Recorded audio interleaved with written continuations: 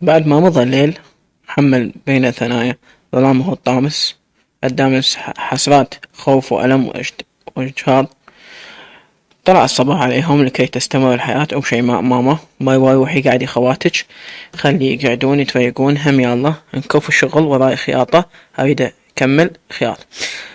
حطت كتابها على صفحة وراحت تقعد خواتها. مروة تدرس بالعطلة لأن تقدمت على قرار العبور مرة ثانية. قعدوا البنات باوعت على بنتها شيماء شلون شفتها مشقوقة مزوقة من وراء الضربة اللي أكلتها من أبوها. جبت حسرة ورجعت تكمل شغلها.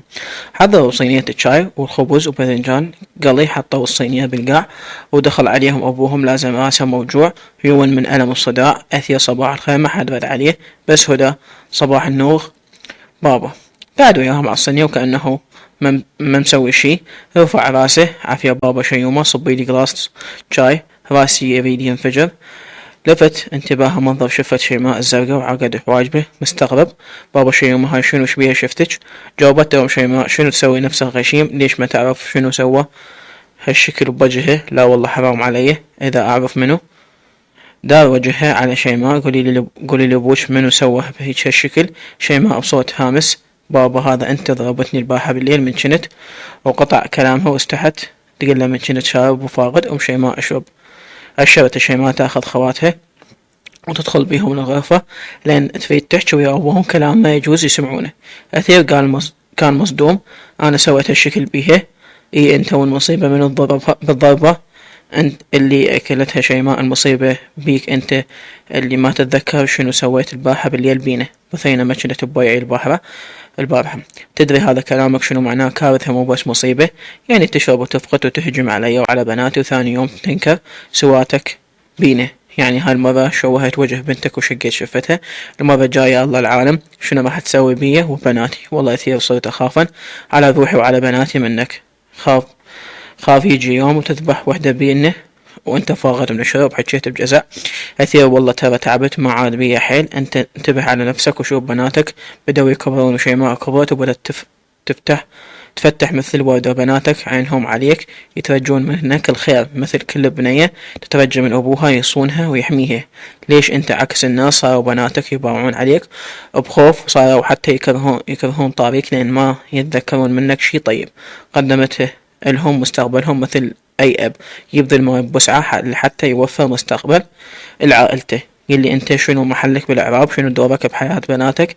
يعني بس اسمك أب بالجنسية؟ تدري أنت حتى ما كلفت نفسك تشتغل وتعيل عائلتك؟ يعني لو أنا اللي أقعد وأصرف على هذا البيت لو ما أكون موت أنا وبناتي من الجوع. بثينة كانت تحكي وتبكي بقهر. أثير يفرك بوجهه. لحظة بثينة لا تبكين مسحي دموعك، أعطيني فرصة خليني أحكي، ترى أنا مو هيك نذل مثل ما تصوريني. والله حاولت أبدي صفحة جديدة ويا نفسي بس كل ما أريد أتقدم على أبدي من جديد أشوف الناس حتى من أريد أقدم على شغلة عيار بشغلة التزوير ويسدون الباب بوجهي يا هو اللي أروح لما حد يستقبلني. شوي يبدأ شنو بيدي أسوي؟ زين الشرب والشرب ينسيني العاب اللي أنا عايش بيه. مسحي دموع وأوعدش من هاليوم بعد ما أشرب ولا أقرب. مسحت على الشرب وراح أبدي من جديد أدور على شغل. مسحت دموعها بأمل. أثيري أوعدني ما تشرب. أوعدك ما أعرف ليش ما أقدر أفرح بوعدك إلي. أخاف هم مثل كل مرة ما توعدني فترة تقطع وترجع تشرب. انطيتك كلمة خلاص وانتي هم ساعديني إن شاء الله أوقف وياك عندي غيرك.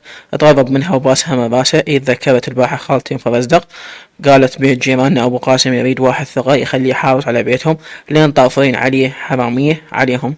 وأنا قلت لها عليك وهي قالت خلي أروح اليوم البيت أبو قاسم ويشوف شنو المطلوب منه. صارت الدليل هسه أتريق وأروح البيت أبو قاسم وأشوفه شنو يريد مني. يلا صح البنات خليه يجون يكملون أريوكم، واليوم لا تسوين غدا أنا راح أشوي كباب ونتغدى سوا بمناسبة الشغل الجديد. جاوبته فرحة كلها أمل. يا صديق أثير ناكل كباب منين لك فلوس؟ ضحك دانيني اليوم وردك بس أستلم راتبي أرجعلك الفلوس. ابتسمت أثير أنا وأنت واحد ما بيننا دين. جو البنات شافوا ابتسامة أمهم فرحوا على فرحته. قعدوا على الصينية واحدة يتقاسمون أكلهم البسيط. كانت لحظات ثمينة. أثير صاح لشيماء وقعد يمها وباسم راح أثير واستلم الشغل وصار حارس البيت أبو قاسم. وصار كل يوم ياخذ خفارة ويروح على شغله. وكان كل يوم من يرجع الغدا يسولفونهم عن يومه وشنو صار يصير وياه. والبنات يسمعون مغامرات أبوهم، وكان دائما يحكي شنو يصير عند بيت أبو قاسم. ضحى بابا صدق بيتهم حلو؟ اي بابا بيتهم ضخم وكلش حلو. ضحى اي بيت هم صديقتي تقول عندنا حديقة كبيرة ومليانة ورد، وقالت تعالي بيتنا لعبي ويانا. ابو شيماء يشكوا بيها، اخذك وياي انتي وهدى لبيتهم ولعبوا وياه بناتهم. هدى بخوف لا بابا ما اقوح، اخاف من ابنهم قاسم. ظلوا البنات يصنفون على هدى، ما هو هذا اللسان الطويل كله وطلعتي تخافين من قاسم؟ والله عمي طلع قاسم صقارك. واخيرا اكو من يردج. مرت الايام وقربت امتحانات الاختبار مال مروة، او شيء ما قرب موعد عمليتها بعد اسبوعين. كانت مروة متفائلة بجوابها الاختبار، انطوها المدرسة تكريم المتفوقين. أم شيء ما فرحت بها وحضنتها، يا رب أشوفك أحلى دكتورة، وينادوني أم الدكتورة مروة. آمين يا رب، ندعي لي ماما. أم شيء ما مو بس راح ندعي لك، ولا هم راح أروح وياك للمدرسة وانتظرك هناك من تمتحنين. مروة بتهرب، ها ماما لا ما يحتاج، مو لا تجين وياي، لا حبيبتي أجي وياك أحسن حتى أشجعك وأخاف تحتاجين شي مني. مروة ماما عافية لا تجين استحي. أم شيء ما صفنت بوجهها، شنو قصدك تستحين؟ ما افتهمت. مروة بتردد ماما لا تزعلين مني، بس بنات المدرسة كلهم يعرفون بيك تشتغلين خدامة بيت أم رائد.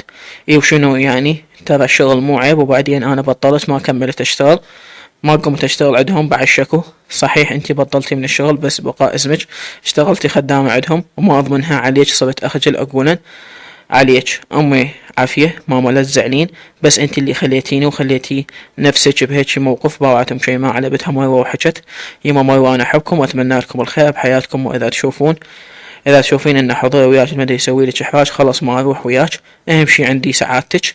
قامت مروة باست راس امها، شكرا ماما. احيانا نجرح اهلنا ونصير بسبب حزنهم بدون ما نلاحظ. كانت ام شيماء تتامل ان اثير غير فكرته وتراجع عن قراره ما راح ينطي بنته الخامسه البيت اخوه. لكن مع الاسف من فتحة الموضوع اثير سؤال، بعدك على قرار اذا جبت بنيه تنطيها؟ اثير بدون تردد، طبعا شيء اكيد. القهر شلون ينطيك قلبك تنطي وصله من قلبك. البيت اخوك شنو قابل انا منطيها لواحد غريب؟ بالعكس اخوي امجد شايل حمالته وراح يساعدني ويشيل عني حملها. ظلت تبكي وتترجى، سألها ليش هو انتي شنو قابل حامل بنية الله لا يقولها؟ سكتت ما جاوبته. لا لا بس هيك اسألك. ظلت اليوم كله تحوم، وصارت حتى بالليل ما تحلم احلام تخوف، لو تشوف بنتها ماخذيها منها وهي مربطة وما تقدر تسوي شي، لو تحلم بناتها كلهم ياخذونهم منها، كابوس يجر كابوس. حتى من حكت المفرزدخ عن احلامها قالت لها هاي يما هاي من قد التفكير ببناتك هالشكل تجيك الأحلام. قعدت بالليل مخنوقة راحت تشرب ماي، طلعت الدور كم الثلاجة وشربت الماي، تذكرت الحلم وقعدت تبكي. شيماء بخوف ماما هاي ليش تبكين؟ شنو متأذية؟ لا حبيبتي متأذية هيك دا أفكر. اقتربت منها شيماء، بشنو تفكرين؟ بثينة بوعد بنتها أو بلحظة صديقتها اللي تحكيها كل شي، مستودع أسرارها. ماما شوي وما أنا خايفة. حضنت أمها شنو تخافين؟ ماما وإحنا يمك خايفة على أختكم الخامسة، وأبوكم ما عنده وقال لي إذا بنية بنطيها البيت أخوه، ما جاي أتخيل نفسي أنطيها، ما أتحمل والله أموت من القهر. اسم الله عليه اسمك ماما لا تحكين هالشكل. إذا استدعى الأمر نحكي ويا بابا ونترجاه، حتى لو نقول لهم فرزق تتدخل، ولو نطلب من أبو قاسم يحكي وياه، هو يستحي منهم ويسوي لهم حساب. مسحي دموعك ماما، عجيب أمر الدنيا تمشي بالعكس. بنت الصغيرة تواسي خايفة طمنتها على آلة. تجي يوم ثاني اجت يوم فرزة، قالت اليوم اخذكم ونروح نزور الامام الكاظم عليه السلام. بنات طاروا من الفرح لان صارهم هواي من زمان ما طلعوا من البيت، وراح تخلص العطلة وهم كل شي ما شافوا. شي ما همست للبنات ما يوضحها، والله اجتي بوقتها واحنا كنا البارحة دايخين شلون راح نشتري هدية عيد الام ونفاجئ امي بيها. ما هو اي عافية صدق اجتي بوقتها. العد يا الله خلي اروح اطلع فلوسي من الحصالة واشوف ايش قد مجمعه. شي ما وانا همين واروح احسب فلوسي اللي مجمعتهم. ضحى بتردد بنات انا ما مجمعه ولا فلس. شلون مروه انت غبيه تصرفين فلوسك على اشياء تافهه شبس وعصير وعلج؟ ضحى شو اسوي احبهم. شي ما يلا مو مهم نتشارك انا وياك بهديه وحلوه ونقول لها هاي من عندنا اثنين. مروه انا اريد هديتي خاصه ما اريد احد يشاركني بها. شي ما براحتك. شي ما يا خاله خاف نسوي عليك زحمة أو فبصدق ما بها أي زحمة، أنتي بنتي وبناتك مثل حفيداتي خليني أفرحهم. ربي يطول بعمرك ويفرحك مثل ما فرحت تفرحينه، بس خالة اليوم حيل موجوعة يمكن ما اقدر اروح انا وياكم، عذريني لازم ارتاح، ما اريد اطلق قبل موعد العملية، واخاف اروح هناك ازور واتعب. ضحى لا عافية ماما، والله طاق قلبنا نريد نطلع. ام فوزدر لعد خالة انت ارتاحي وانا اخذ البنات وياي ازورها، اتفقوا يروحون اللي يزورون، الا هدى تبقى يم امها لان هي حبكة واخاف تضيع منهم بالزيارة. راحوا البنات ويا ام فوزدر، وبقت هدى وامها. قعدتهم شيماء تمسح دموع هدى اللي قامت تبكي وراهم. تريد تروح وياهم، ايش كافي مسحي دموعك، لا تبكين انا اوعدك اخذك للزيارة، بس انا وياك لوحدنا والبنات ما يروحون ويانا. هدى تمسح دموعها، اي بس انا وياك لوحدنا نروح. ظلت شيماء تعدل بالبيت وطلعت كم قطعة قماش وقررت تفصلهم، بعدين تحطهم على راحة، تخيطهم على راحته من قربت موعد الولادة. لكن بهاي الأثناء هي تشرح هزة الآلام قامت تزيد، كل ساعة يزيد الوجع عندها. فجأة حسيت بنزول سائل قزية، وعرفت بلحظتها هذا ماي الطفل. جمدت مكانها خايفة، صاحت الهدى هدى هدى لتش يوم، هدى وينك؟ ها ماما شنو تبدين؟ باوعت هدى على امها بخوف، كانت واقفة بالمطبخ حاطة ايدها على بطنها وقوة نفس وجهها افغان احمر، عضت شفتها بألم وقالت ماما هدى روحي ركضي بسرعة، صيحي لي ام رائد قولي لها ماما تريد تجيب. هدى باوعت الله عليها خايفة لأن تشوف أمها شلون تتألم بشكل غريب، أول مرة هيك توجع وتبكي. ماما لا تبكين هسه أصيح خالة. راحت تركض بالشارع البيت جارتهم دقت الباب بكل ما تملك ايدها الصغيرة من قوة، طلع لها رائد، شافها وابتسم لزم مثل كل مرة من ضفيرتها الطويلة. رائد يلا هدوا، قالت تنفس سريع، رائد روح صيح امك لان ماما تبكي ومتوجعة. قالت كانت تحكي وياه، واجت يوم رائد تسأل منه بالباب، دفعت رائد اللي واقف قدامها ودخلت تركض داخل البيت. خالة ماما تبكي وتقول عندي ولادة. رائد يا خطية زين ليش انتي اجيتي وخواتك وين عنك؟ خالة خواتي راحوا ويا خالة فرزد. كانت هدى تحكي وتباوع بترقب على رائد شلون كانت لابسة التنورة والقميص. نزعت شحاطة البيت ولبست حذاء وجتها تمشي بسرعة، لزمت ايدها الصغيرة وطلعت سمعوا رائد يقول من وراهم يوم انتظري اروح وياك، انا طالع اشوفها وانت تعال وراي. ركض بسرعة وظل يمشي وراهم. وصلوا للبيت كانت شيماء تلوى من الالم. رائد لك عيني دادا شكلك واصلة، يمكن حتى ما نلحق نروح للمستشفى. شيماء لك عيني رائد لحقيني راح اموت من الالم، مو الا نروح للمستشفى خذيني القابل احمد بس خلصوني من الالم. لعد يلا خلي اخذك بس قولي لي الاغراض مال الطفل وين. التفتت على هدى وقالت لها رائد هدى روحي جيبي عباية امك.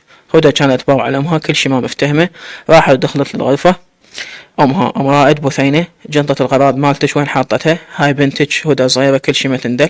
جاوبتها شيماء خطية بعدها صغيرة ما تعرف اي شي، انا كله اعتمد على خواتها. اشارت على الزاوية اللي كانت بها جنطة الغراض. راحت رائد سحبتها ونزلت وقالت يلا عيني امشي. شيماء عافية خلي رائد ابنك ياخذ هدى وياك ويا لبيتكم، لا تبقى لوحدها واخاف عليها تبقى لوحدها. التفت على ابنها وقالت يوم رائد اخذ هدى وياك لبيتنا وبقيها يمك، عينك عليها بين ما يرجعون خواتها. لبست عبايتها موجوعة وراحت يم هدى ودنقت عليها واخذتها لحضنها باستها من راسها وقالت هد ماما صيري عاقلة وسمعي كلام خواتك. اي ماما. وراحت ويا رائد، ورائد اخذ هدى وطلع من البيت يمشون من الطريق لبيتهم. لازم هدى من ايدها وسألها تردين اشتري لك شبس؟ فرحت وقالت له اي اشتغي لي شبس وعصير. لزمها من ضفيرتها. كانت هدى تهرول بصف رائد تريد تلحق على خطواته. وصلوا للدكان اشترى لها وبين ما مد يشتروا لها دخل قاسم. هدى ارتدت الخلف ولبدت وراء رائد. رائد ابتسم على شكلها الخايف، تباوع على قاسم يحكي ويا رائد. قاسم رائد تأجي تلعب ويانا؟ راح نلعب دعابل براس الفرع. رائد لا ما اقدر العب وياكم، امي خلت يمي هدى بنت شيماء. باوع قاسم للهدى وسأل ليش امها وخواتها وين؟ رائد امها عندها ولادة وخواتها كلهم بالزيارة. قاسم زين خليها تجي ويانا تقعد يمنا واحنا نلعب دعابل ما عليها شي. باوع علي رائد ورجع باوع القاسم خلاص ما دام تجي ويانا هذا هو يلا امشي نلعب. رحنا براس الفرع وقعدوني على الطابوق يمهم وهم حفروا نقرة صغيرة واسمعوا خط، قعدوا يلعبون ويا الاولاد الباقين. انا كنت بس اتفرج عليهم واكل ايش قد اضوج من القاسم لان كان كل شوية يجي ياكل من الشبس مالتي ويشرب مال عصيري وانا اخاف منه وصرت اكل هواي حتى اخلصه ما انطي منه. بعد ما قضيت على الشبس العصير عطشت ماي، كل شوية اقول له بعد عطشانة ماي، يقول لي هسه من اخلص اللعبة اخذش للبيت وشربين ماي. رجعت مرة الأخت طلبت من رائد ماي صاحبي يا قاسم قلنا بعدين ناخذش للحين كانت ذبانة. بطمت وما حكت وياه. ظلت منتظرتهم شوية وقاسم لزم واحد من الأولاد المنطقة وضربه وبعدين الولد هم قاموا للضرب قاسم ورائد صاروا يفك بيهم ما أعرف على شنو يتعاركون بس اسمع رائد يقول له انتو أولاد هم عيب تتعاركون. قاسم يغلط على الولد وذاك يجاوبه يقول له أبو الخوات. رجع قاسم يضرب بيه ويقول له لا تجيب طاري خواتي على لسانك. هذا يقول له قل لعمي محمد عليك. ورا شوية اجى رجال فكهم وعاد على قاسم وقال له انت شنو سالفتك كأنك كلب بوليسي هاد على اولادنا الا اليوم اخلي ابوك يشلع اذاناتك. راح الرجال واخذ وياه ابنه اللي ضربه قاسم. بوعت على شكل قاسم ورائد كانت ملابسهم اثنيناتهم متربة وجههم احمر وقاسم وجهه مخرمش من خده. صاحني رائد وقال لي يلا قومي امشي نروح. سمع قاسم يقول له مو تقول لابوي اذا تحركت ويا ابن عمي محمود. رائد قال له لا ما اروح اقول انا. كنا نمشي بالطريق سأل رائد هذا الولد ليش يقول على قاسم بالخوات. رائد هذا ابن عمه يحكي هالشكل لأن قاسم عنده 6 خوات 4 أكبر منه و2 أصغر منه. قاسم يقول بيت جده دائما يعايرون أمه بخلفة البنات. بوعت رائد يعني مثلنا حتى احنا كنا بنات ماما بس تجيب بنات. انا سمعت بابا يحكي عليها يقول لها اذا ما تجيبين ولد هالمرة انطيها الاخوي. رائد ان شاء الله هالمرة امك تجيب ولد ويصير عندكم اخو. بالإمام الكاظم خلصوا البنات زيارة ووصلوا وندعوا كل وحدة بيهم كان عندها حاجة أمنية تتمنى أن تتحقق. وفرزدق يلا هم يمها يلا نرجع لأن ياخذنا الوقت وتظلم الدنيا وإحنا بعدنا بالإمام. شيماء خالة عافية أبي نشتري أنا والبنات أمي هدية بعيد الأم تقدرين تاخذين السوق. اي خالة اقدر افوتكم على السوق قبل لا ناخذ تاكسي ونرجع. اخذتهم واحتاروا البنات شنو يشترون لامهم واقترحت عليهم مفردة قالت وحدة منكم تاخذ لها عطر والثانية تاخذ لها ربطة حجاب. ووعدنا وقعدنا نحسب فلوسنا. انا اشتريت شيشة العطر كلش حلوة واخذت ربطة كلش حلوة. حط العطر بالعلاقة ولزمتها بيدي كنت كلش فرحانة. أول مرة بحياتنا نشتري هدية لأمي. وصلنا للشارع العام وركبنا نفرات نزلنا على الشارع العام وجينا نمشي وفجأة انعثرت رجلي بطابوقة وانلوت وقعت على رجلي. سمع الصوت شي انكسر. فرزدق الله الله قمت انكتب ملابسي وحاط قلبي بشيشة. عيني على العلاقة ما هو شالت العلاقة يا عزة شيشة العطر انكسرت. لا تقولي هي اخذت العلاقة منها وانا حاصرتني البيت. فتحت العلاقة متأكدة مكسورة. فرزدق يلا خاله فد وطرد شاب غير مرة اخذتش واشتريها. كنا نمشي ونحكي على طول الطريق. وصلنا راس الفرع مالتنا وانتبهنا على الناس ملتمة باب بيتنا مخبوصين. حسيت برجلي بادت اريد بس اوصل لبيتنا شكو الصاير. صرت امشي بخيول انتبهت على فرزدق خربطت وجهها وعاطت فرزدق يمه صخمنا يمه سود رجلي. سمع صرخة فرزدق وانا صرت اركض مثل المخبلة واصيح بصوت عالي لا يا رب دخيلك لا. ولد يمه